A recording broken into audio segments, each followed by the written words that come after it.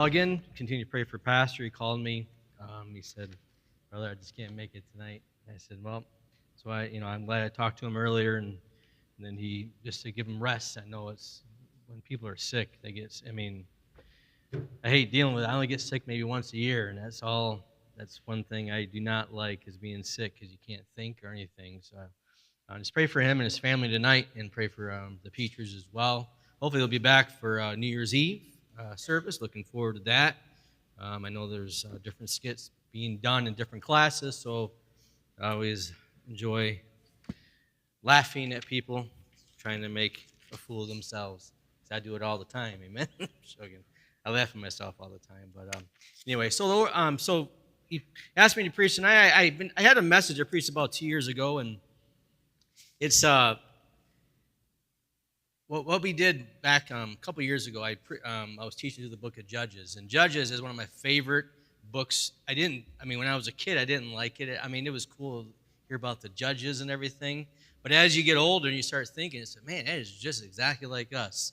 Every time it goes to the circle, of being under oppression of something or sin, asking for God to deliver them, their sins to deliver, and everybody has time of peace, and then they get self-absorbed again by themselves, fall back into the rut, and they go back right into sin. And that's the whole cycle of what we deal with far as our Christian life.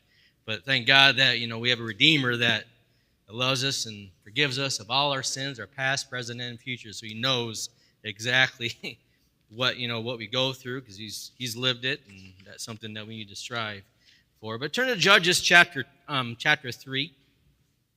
We're going to be here this evening. We bounced in a couple verses, but Judges chapter 3 is a good story. We know about there's a story in there that everybody preaches on about King Ehud, and also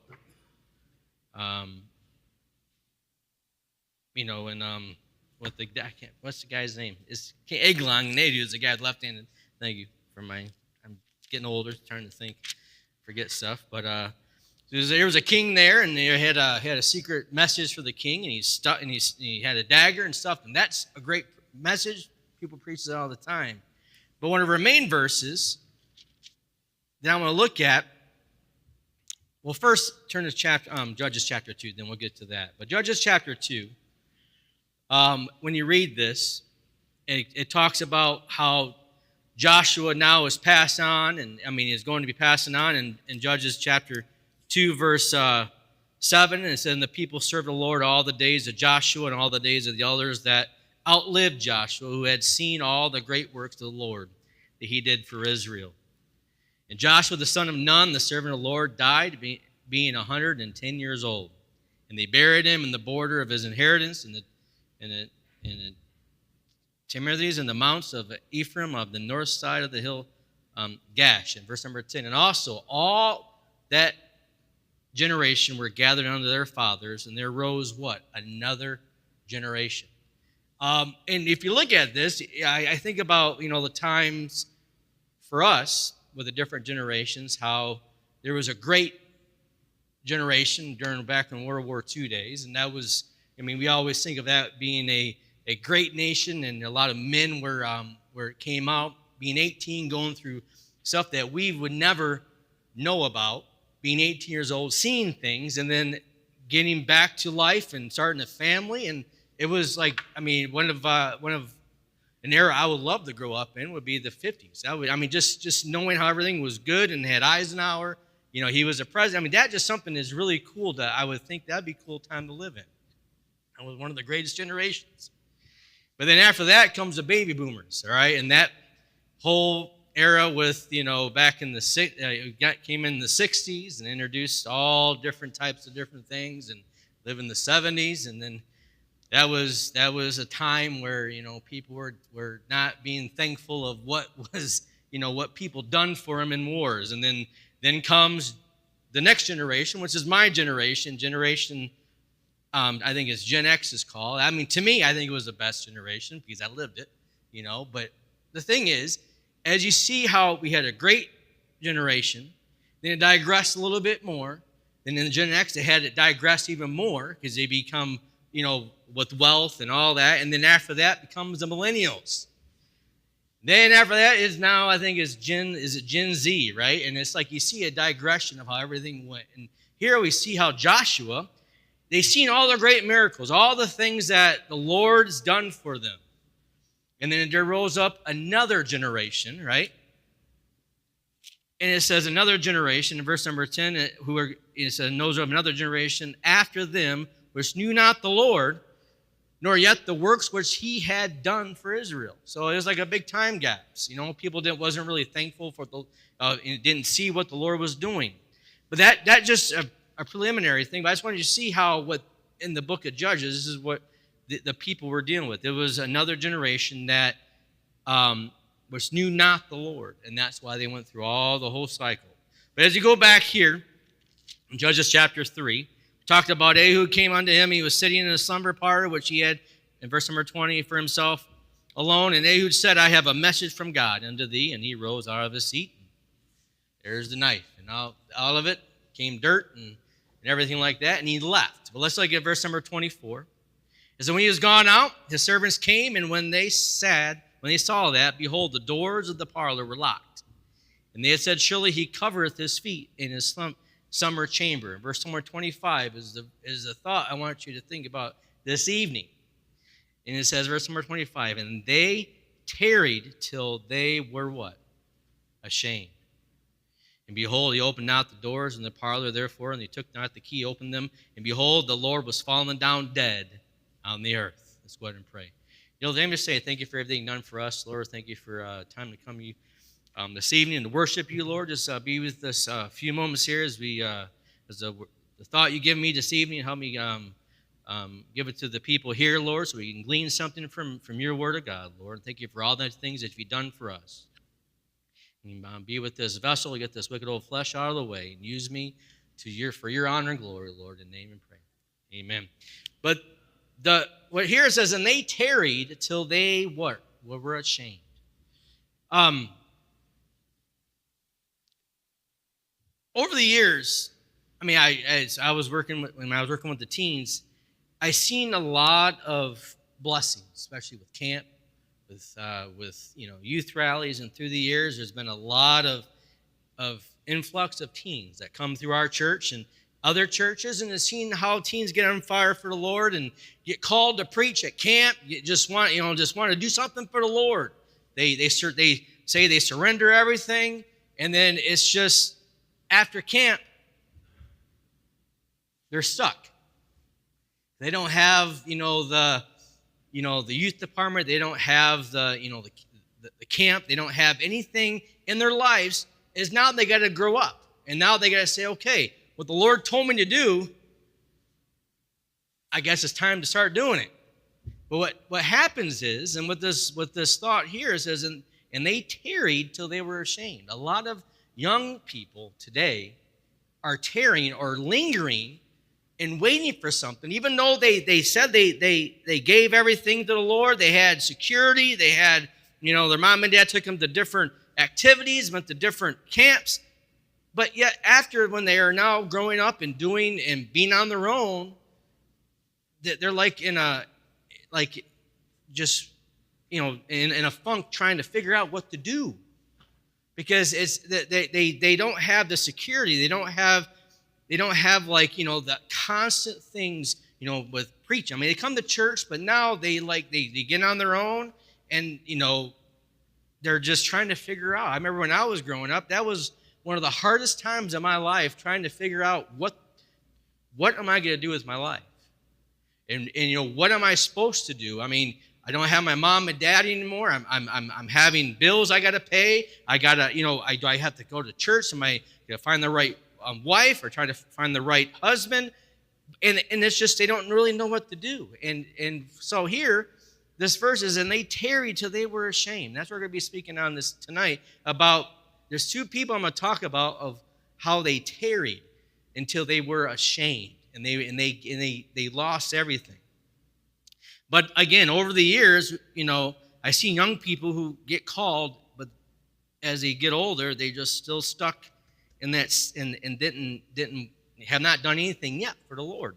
They're tarrying or they're lingering.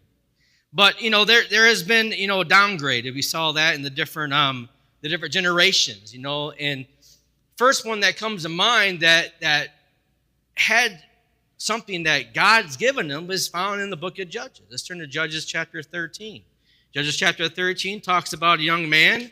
In verse number 5, it talks about, for lo, there shall conceive and bear a son, and no razor shall come upon his head, for the child shall be a Nazarite unto God from the womb, and he shall begin to deliver Israel out of the hand of the Philistines.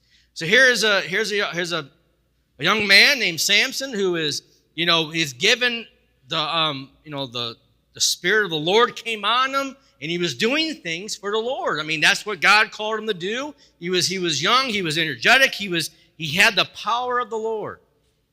But as you see as his life progresses, he's doing things, but not doing things for himself. He's just doing things for himself. He becomes self-absorbed. It's like his strength was in his hair.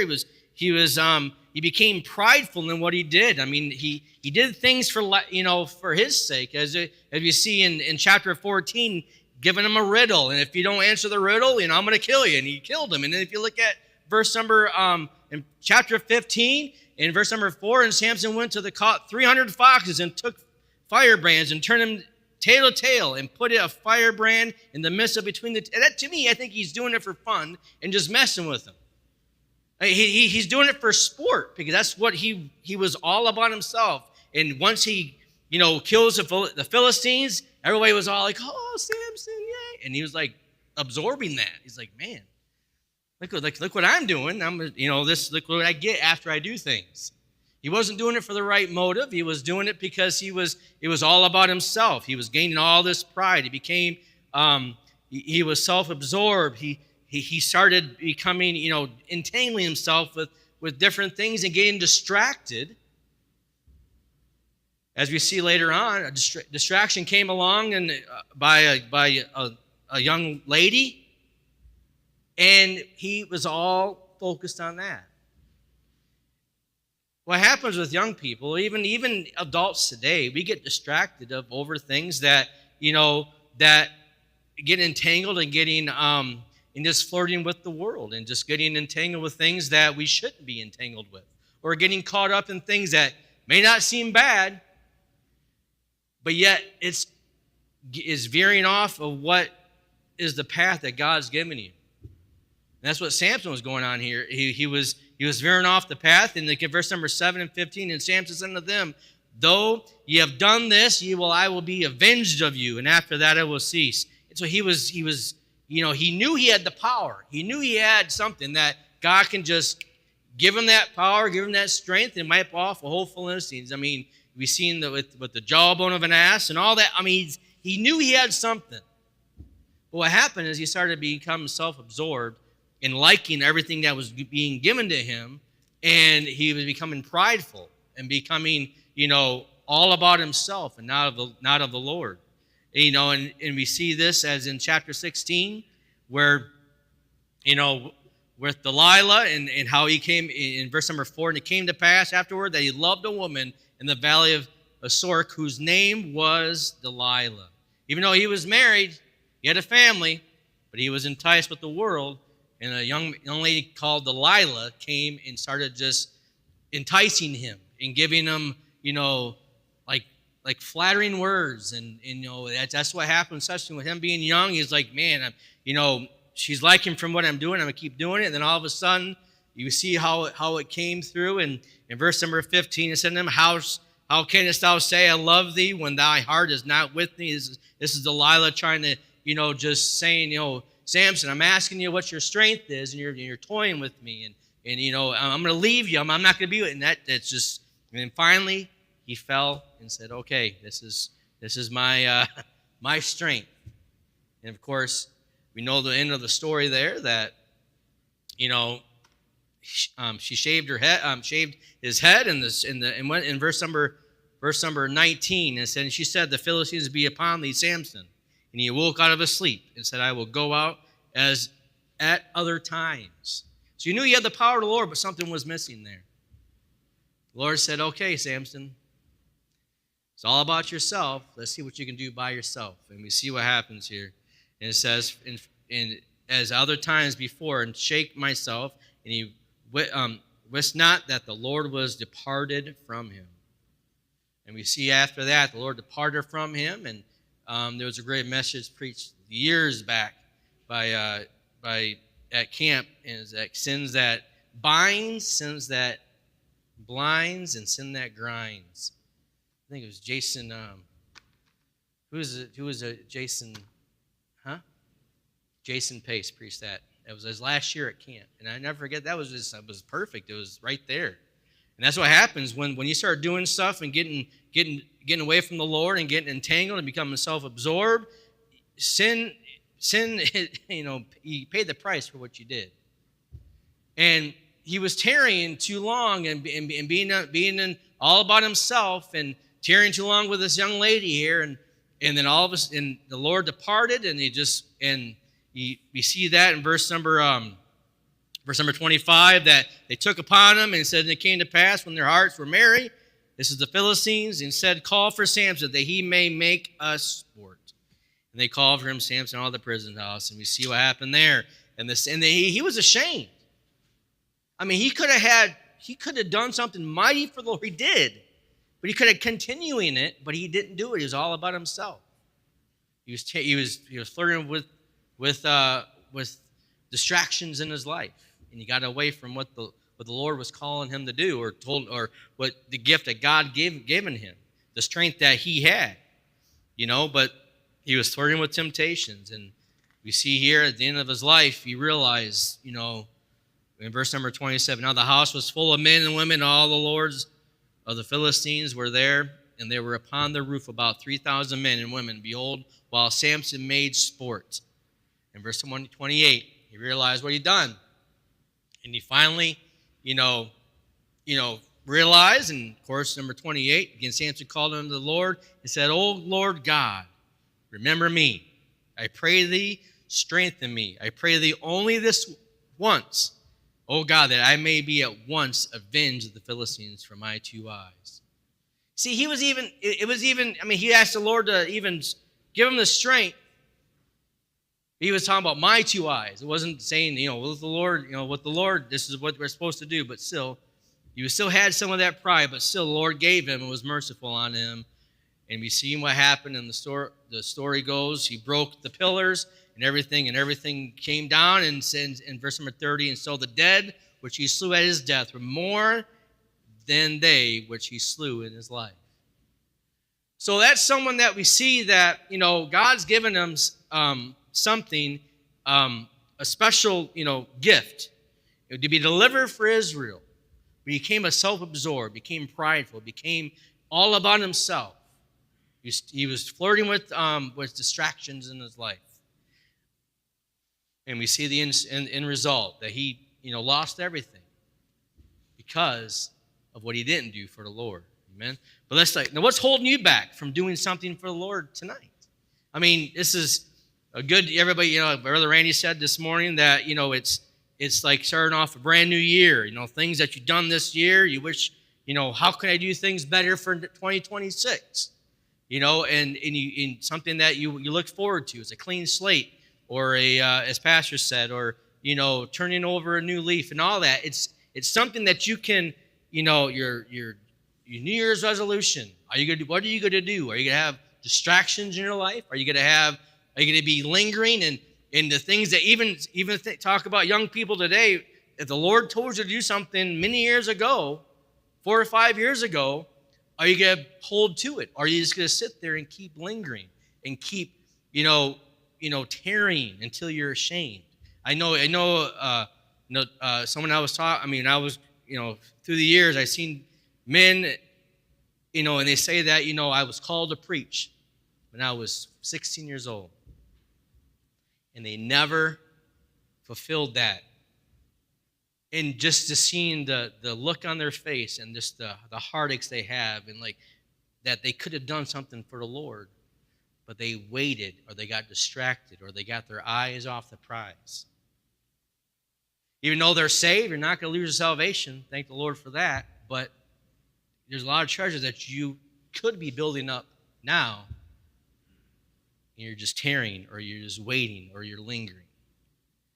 Speaking of lingering, let's go to Genesis. This is another person that, of interest that we're going to be talking about this evening is, and Samson had he was growing up in a good family. He was being born, he had the right path, but he ended up not fulfilling what the Lord wanted really him to do. But he got self-absorbed. But look at Genesis chapter 13. I saw Judges chapter 13 and now Genesis chapter 13. Genesis chapter 13. We see the story of Abram went out of Egypt, he and his wife and all that he had, and Lot with him into the south. And Abram was very rich in cattle and silver and gold, and he went on his journeys from the south, even to Bethel, the place where his tent had been at the beginning between Bethel and Hai, until the place of their altar, which he had made there at the first. There Abraham called on the name of the Lord. So we see here a young man with someone that God is doing right in Abram's life, gave him the promise. He gets the promise later on. But here, there's a young man with him. It was his nephew, right? His name was Lot. And look at in verse number 5. And Lot also, which went with Abraham, had flocks and herds and tents, and the lands which was not able to bear them. But there was a strife between him and Abram. And Abram made a choice. He said, okay, Lot, we have to make amends. We have to do something right. We have to go our separate ways. Now, Lot seen what Abram was doing. He always served the Lord. He did what was right. He seen a godly man. But Lot now is going separate and going off his own way. And we see what he started doing here. In verse number 9, and not the whole land where thee separate thyself, I pray thee, from me, if thou wilt take the left hand, and I will go to the right. So saying, all right, which way, wherever you go, I will go the opposite way. And what did, in verse number 10, where did Lot go? And we see, and Lot lifted up his eyes, and beheld all the plain of Jordan, and that was well watered everywhere, before the Lord destroyed Sodom and Gomorrah, even as the garden of the Lord, like the land of Egypt, as thou comest unto Zoar. So now Lot is on all by himself. He had a good thing going with Abram, but now here he's on his own. And as you see his life through in the next couple of chapters, like number 12, and Abram dwelled in the land of Canaan, and Lot dwelled in the cities of the plain, and pitched his tent toward Sodom. Because his eyes are like, wow, that's what I want. See how everything starts with I. This is what I want. This is for me. This is going to be good for me. And that's what happens with this generation. Everything is you're self-absorbed with everything. I was thinking like one of the biggest downfalls, especially for this generation, is cell phones or technology. Because you get so absorbed with that, you get so distracted with certain things in your life, and you get on fire for the Lord, but what happens? You start, getting absorbed entangled with things that you shouldn't be entangling yourself with. And the devil knows what tempts you. The devil knows what can get you off track. And that's where, even with Lot lifted his eyes. And he got off track in what could have been. We see the life here of Lot. It said verse number 18 again. Then Abraham removed his tent and came and dwelt in the plain of Mamre, which Hebron, and built there an altar unto the Lord. So he knew Abram was doing right for the Lord. He built an altar for the Lord. But as you look through with the life of Lot, Turn a couple chapters later on, it gets pretty bad for him. So he starts making a name for himself. Lot does in the city, and he starts. Is he getting motivated by the Lord? No, he's motivated by what others are giving him, and getting distracted and being absorbed and being entangled and being distracted and getting his eyes what could have happened to him. And you look at verse in chapter 19. We see now, and there came two angels to Sodom at even, and Lot sat in the gate of Sodom. Now he holds a position in Sodom. So now all this, he's getting all the wealth. He's probably becoming one of the richest men in Sodom. But as you can see here, there's something that's going to be going on. As you've seen before, it says, before the Lord destroyed Sodom and Gomorrah. You see this in verse number 12. You can see all that, where Lot loses his testimony, where two angels came and said, talking to Lot, and said, listen, God's going to destroy this city. You need to get out. But Lot he's doing? He's lingering. He's tarrying too long. But if you can say here, it says, in verse number 12, and the men said unto Lot, hast thou here any besides? So these are the people coming in to Lot's house now. And it says, hast thou, and has there been any besides, son-in-law and thy sons and thy daughters and whatsoever thou hast in the city? Bring them out in this place. So Lot knows what's going on. He heard the warning from the Lord. But look what he says here. Lot went out and spake unto his sons-in-law, which married his daughters, and said, up, get you out of this place, for the Lord will destroy this city. Do you think they listened to him? No, because Lot has his minds on other things about the world and everything. Now, he's turning a new leaf and trying to do something with the Lord's telling him to do? No. What do you think his son-in-law has thought of him? It says, and he seemed as one that mocked unto his son-in-laws. They were laughing at him. Is that, oh, come on, this guy, he's trying to do something for the Lord now? Trying to get us out of the city? Yeah, no, I don't believe you. I don't believe what you say. And as you can see, down number 16, and while he lingered, the men laid hold upon his hand, and upon his hand of his wife, and upon his hand of his two daughters. And the Lord being merciful unto him, as they brought him forth and set him without the city. So even though, they were mocking him, the Lord was still merciful unto him and was bringing him out. Look at verse number 17. It came to pass when they had brought them forth abroad, they said, escape thy life. Look not behind thee. This is what we're supposed to do. When we get saved, we're not supposed to look at what we used to do. But what happens, we're on the path for the Lord, but what happens, you start, man, I miss those days. And, you want to linger a little bit longer in those times that you used to do. Music is powerful. Music can bring you back to a certain time in your life, good or bad. And when I'm in the elevator and I hear songs yep, and it brings thoughts in your head and bad thoughts of how you used to live. But then you start thinking. This is our flesh. Our flesh starts enjoying those things we used to do.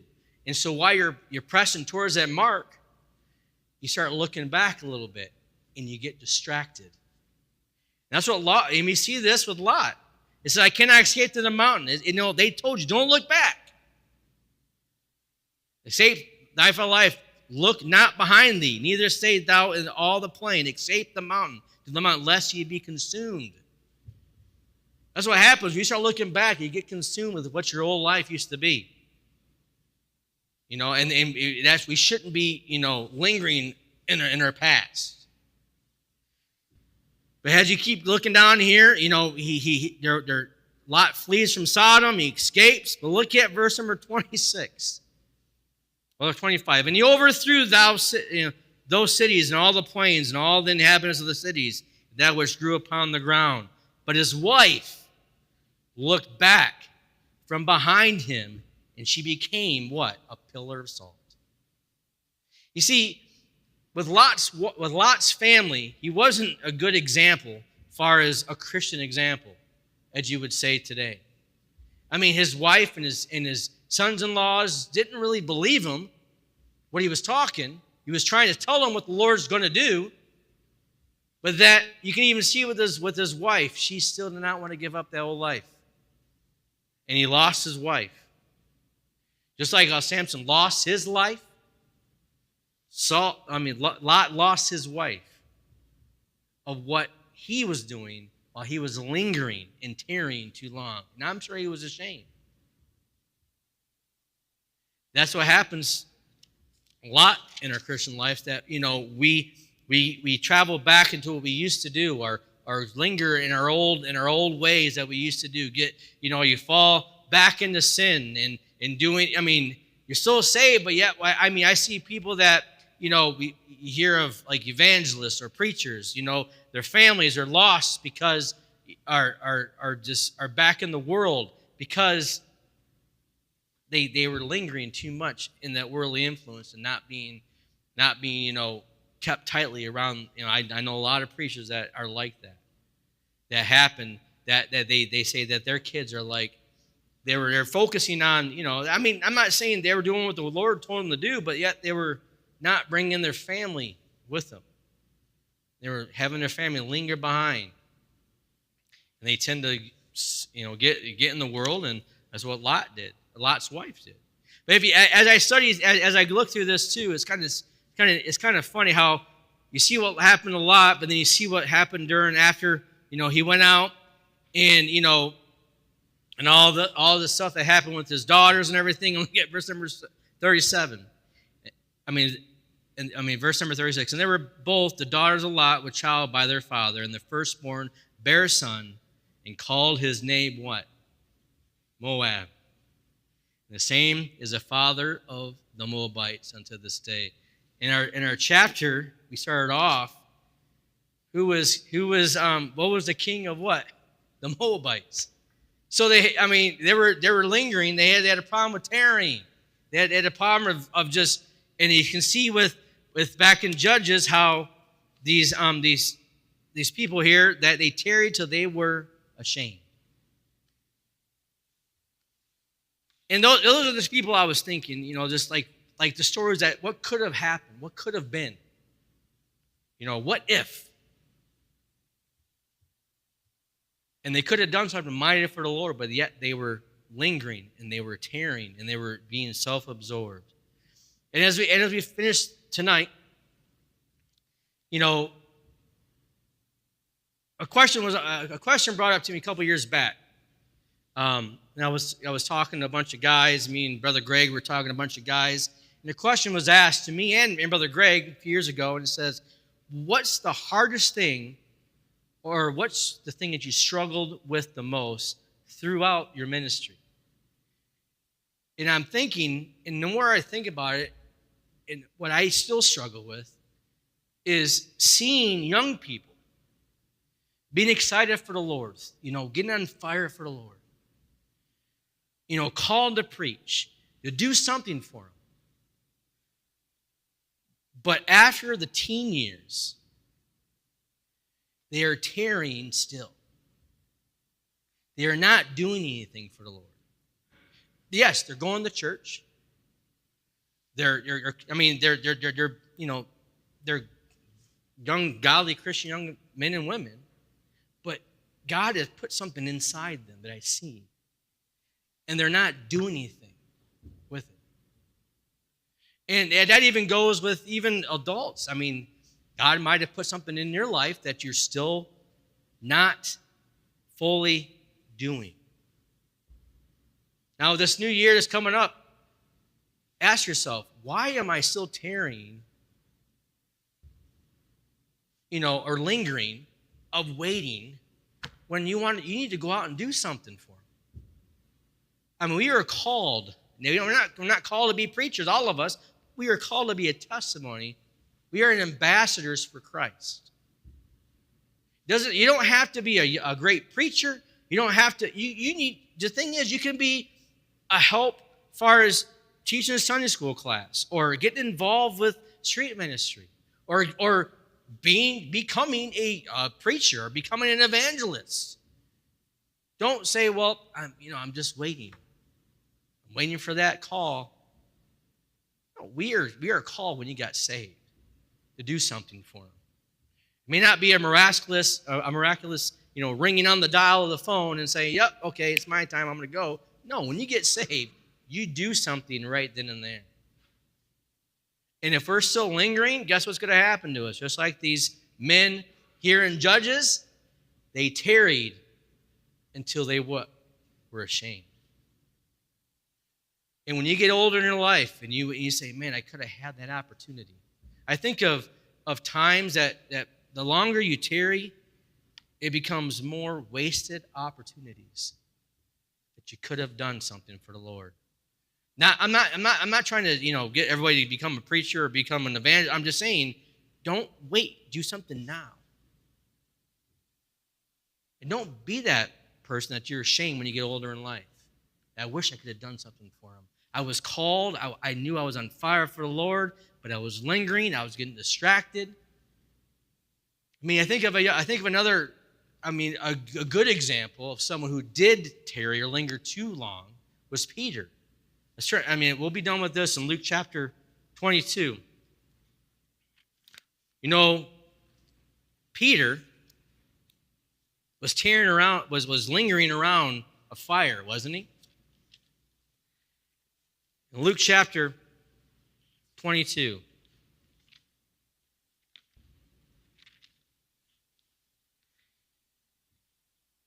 Let's look at verse number. This is when Peter, when they took him, this is talking about Jesus, they brought him up in the high priest's house, and Peter followed afar off. And look at verse number 57. Verse number 55. And when they had kindled a fire in the midst of the hall and were sat down together, Peter sat down among them. But a certain maid behind him sat by the fire, and earnestly looked upon him and said, "This man was also with him." And he denied him, saying, "Woman, I know him not." And after a little while, another saw him. So he was tarrying there. He was lingering there a little longer. Remember before what Peter said to the Lord? He said, "I'm not going to deny you. I'm going to follow you to the end." Someone's going to deny me. That's what he's saying. When after 3 times, what's going to happen here? That was the first time. After a little while, another saw him and said, "Thou art also with him." Peter said, "Man, I am not." And about the space of 1 hour, after another confidently affirmed, saying, "Of a truth, this fellow also was with him, for he is a Galilean." And Peter said, "Man, I know not what thou sayest." And immediately, while he yet spake, the cock crew. So the thing is, he was lingering by the fire a little too long. And what the Lord said to him came to fruition. And look at this. And Peter went out and wept bitterly. But the thing is, it doesn't end there with Peter, does it? The thing is, he realized what he did. Then you see that in the book of Acts, where he comes about. In the book of Acts, it talks about what, he started, becoming something mightily for the Lord. He knew what he did. He was wrong. But he said he got it right. And we see his life throughout in verse number 2. When he had spoken these things, this is Peter, and while they looked steadfast toward heaven, went up and behold. Well, this is when, I'm going to get ahead of myself. But in Acts, it talks about, and go to Acts chapter 26, where, it says, but Peter said, "Therefore did my heart rejoice, and my tongue was glad. Moreover, also my flesh shall rest in hope." He says in verse number, but Peter, staying up with the 11, lifted up his voice.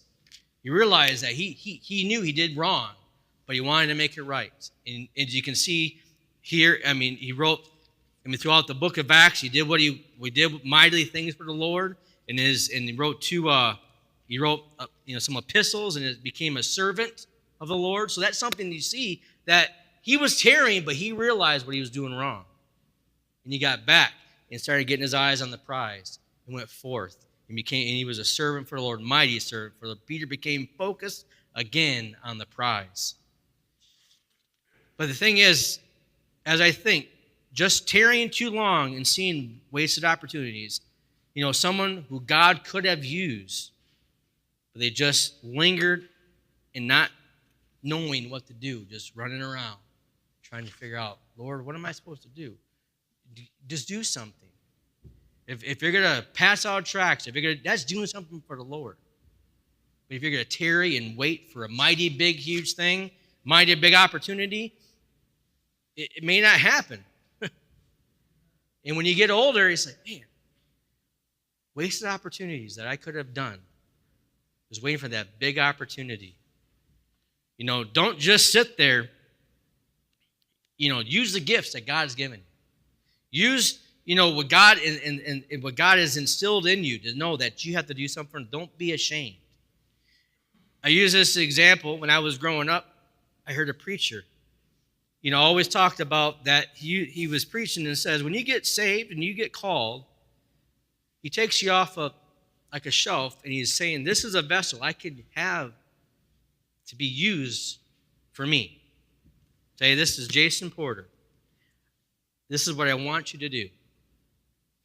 And if, that he's give you all the instructions, may not know everything at first, but you'll learn it through time and tested experiences. But what happens is that the book is just tarrying and just saying, okay, do something with it. And if you're just lingering, you're not doing anything, God says, Jason, what are you doing? Why are you being distracted by so much things? I've given you instructions. I've given you a plan. He says, oh, I don't know what to do. And what God does, he said, okay. He gets placed right back on the shelf. Where the opportunities you could have had and the treasures that you could have earned has become wasted opportunities. You're going to go to heaven. You're saved. God cannot take that away from you. But what you could have had, you get placed right back on the shelf and not being used of the Lord. Not saying that's biblical, but I think that can really happen. I see that. There's opportunities that you could have had. Why do you tarry? Or why do you linger? Tonight, let's just think about, you have a new year, a new slate. Let's all stand. Begin piano play. Think about opportunities that God has given you. Think about the gifts and the times that God has given you. Like, this is what the Lord told me to do. But you're sitting there, tarrying. You're sitting there lingering and not being used because you get distracted. Why do you tarry? In Acts, that's the verse I wanted to read. When Jesus Christ was descending from on a cloud, there was people that were talking. It says, "Why stand ye there gazing?" Think about it. Why stand you there gazing and waiting for a perfect opportunity when you could be doing something now?